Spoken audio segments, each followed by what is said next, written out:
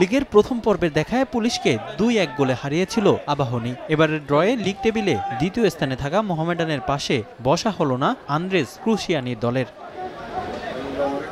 গোপালগঞ্জের শেখ ফজলুল হক মনি স্টেডিয়ামে শুরু থেকেই পুলিশ এফসিকে চেপে রাখে আবাহনী। লিড নিতেও বেশি সময় নেয়নি তারা। ম্যাচের ৮ মিনিটে পুলিশের ডিফেন্ডার হেড করে বল ক্লিয়ার করতে ব্যর্থ হলে বল পান কর্নেলিয়াস স্টুয়ার্ট। সেখান থেকে জাল খুঁজে নেন এই ফরোয়ার্ড।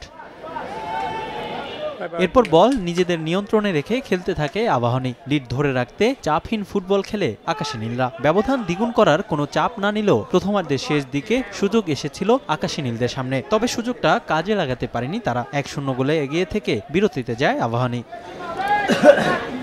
বিরতির পর ম্যাচে ফেরার চেষ্টা চালায় পুলিশ এফসি, তবে বেশ কয়েকটি ভালো সুযোগ তৈরি করলেও তা কাজে লাগাতে পারেনি তারা। তবে ম্যাচের শেষ সময়ে আবাহনী গোলরক্ষকের ভুলে ম্যাচে ফিরে পুলিশ। গোল করে দলকে সমতায় ফেরান বাবুল। গোলরক্ষকের ভুলে ১-১ গোল ব্যবধানেই ড্র নিয়ে মাঠ ছাড়ে দুদল।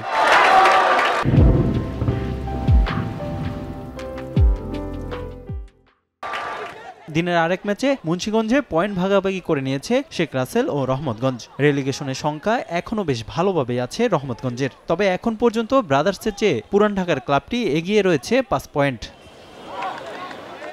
গোল শূন্য প্রথমার্ধের পর রহমতগঞ্জকে লিড এনে দেন আর্নেস্ট বোয়াটেং, তবে লিড বেশিক্ষণ ধরে রাখতে পারেনি তারা। গোল হজমের কিছুক্ষণের মধ্যেই গোল শোধ করে সমতায় ফেরান শেখ রাসেলের সার্বিয়ান স্ট্রাইকার বজিস্লাভ বালাবনোভিচ। এরপর আর কোনো দল গোলের দেখা না পেলে ১-১ সমতায় শেষ হয় খেলা। ১৫ ম্যাচে ১৫ পয়েন্ট নিয়ে ৭-এ আছে শেখ রাসেল। ১১ পয়েন্ট নিয়ে নবম স্থানে অবস্থান রহমতগঞ্জের।